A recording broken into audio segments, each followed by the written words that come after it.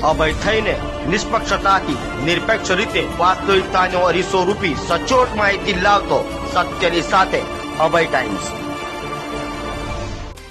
સુરતના Udhna railway station ખાતેથી અમદાવાદ એટીએસે 500 રૂપિયાના દરની કુલ 1,59,500ની બનાવટી ચલણી નોટ સાથે એક શખ્સની ધરપકડ કરી બનાવટી નોટોની હેરાફેરી કરતા ગુનાહિત રેકેટનો પર્દાફાશ કર્યો છે। નકલી નોટોના ગોરખ ધંધાનો અમદાવાદ એટીએસે પર્દાફાશ કર્યો છે। અમદાવાદ એટીએસને બાતમી મળી હતી કે સુરતના માકણા ગામ ખાતે રહેતા સત્યનારાયણ દેવીલાલ તેલી નામનો એક ઈસમ પશ્ચિમ બંગાળ ખાતેથી 500 રૂપિયાના દરની મોટી માત્રામાં બનાવટી ચલણી નોટ લાવી રહ્યો છે। તેનો મુખ્ય ઈરાદો આ નકલી નોટોને બજારમાં અસલી નોટો તરીકે ચલણમાં ફરતી કરવાનો હતો।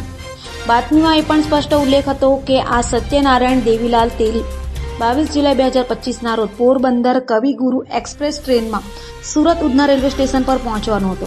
ટ્રેન વહેલી સવારે 3:30 વાગ્યે સુરત પહોંચવાની હતી। આ માહિતીના આધારે એટીએસની ટીમ ઉધના રેલવે સ્ટેશન બહાર બાતમી મુજબના શખ્સની વોચમાં ગોઠવાઈ ગઈ હતી અને બપોરે બાતમી મુજબનો ઈસમ કાળા કલરના થેલા સાથે જોવા મળતા તેને તુરંત રોકી દેવામાં આવ્યો હતો।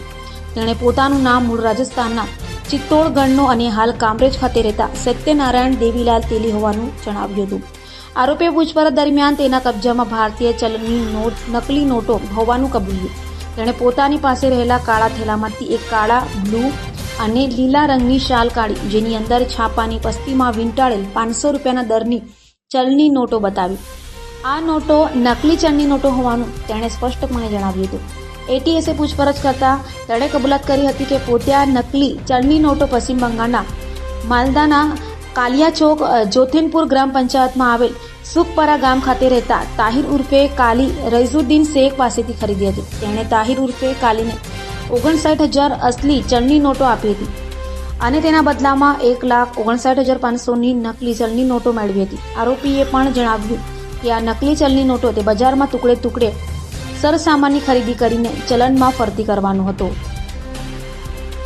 घटना एटीएस की टीम को एक बातमी हकीकत मिली थी कि यहाँ पे जो एक एक्यूज है सत्यनारायण देवीलाल तेली, वो भी पश्चिम बंगाल से भारत की जो डुप्लीकेट नोट है वो लेके ये उधना रेलवे स्टेशन पर आने वाला है।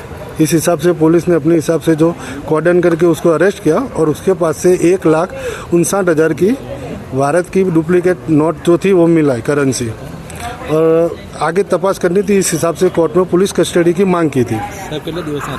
टोटल पुलिस कस्टडी की मांग तो 10 दिनों की थी, लेकिन उस हिसाब से जो भी मुद्दे थे इसमें एक मुद्दा गंभीर था कि जो भी ये जो ओरिजिनल पैसे लिए पश्चिम बंगाल के जो आरोपी को दिए वो जो पैसों का कोई टेररिस्ट एक्टिविटी में कि ऐसी कुछ जगह पर इस्तेमाल हुआ कि नहीं, वो देखने के लिए पुलिस को 1 दिन का समय कोर्ट द्वारा दिया गया है।